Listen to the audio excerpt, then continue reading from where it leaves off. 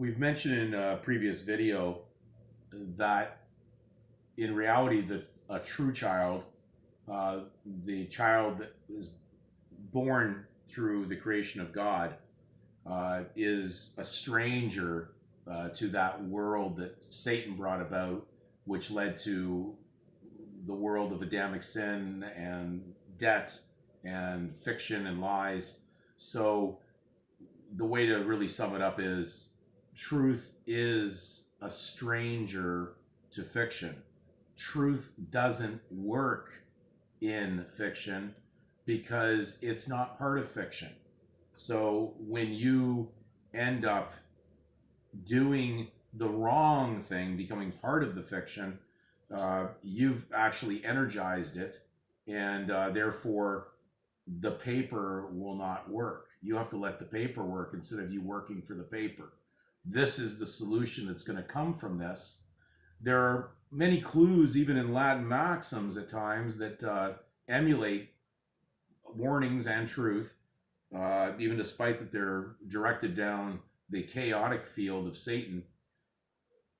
When it says where truth is, fiction of law does not exist, it would say that if, despite the fact that the parents put the truth on this document, the given name, which is a given, a fact, unfortunately, people don't see that would block out the use of the surname because there's a conflict going on there.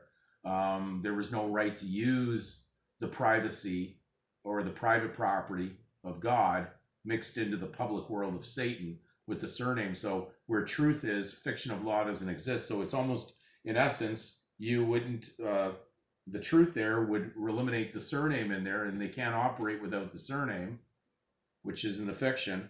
And at the same time, the truth doesn't belong on the document. So just consider there's really nothing on this document at that point. But the problem is there is something still on that document because you wouldn't have got a copy of it. So there is an answer to all this, but we have to just basically take a deep breath, go slowly on it. That's what I'm trying to do.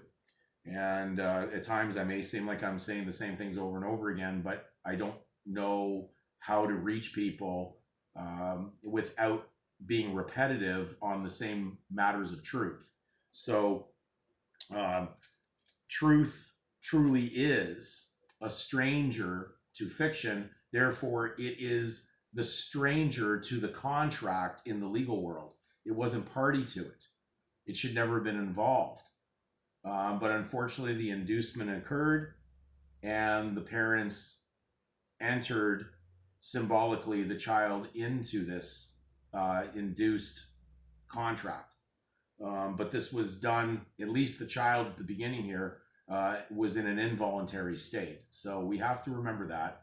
And when you wake up to the truth of this, you'll start to comprehend what we're talking about. And that's why we're focusing so much on the beginning documents, because this is where the whole thing started. So we're going to do as much as we can to clear up any at all haziness or clouded misunderstandings and misconceptions that are going on, which are unfortunately proliferating all over the internet through various websites. People trying to bring you to human rights. I mean, it's just so nauseous to me even to hear that. People claiming they have human rights. So hopefully I've got some clarity covered with previous videos that are going to lead you now to be able to go up the ladder of truth.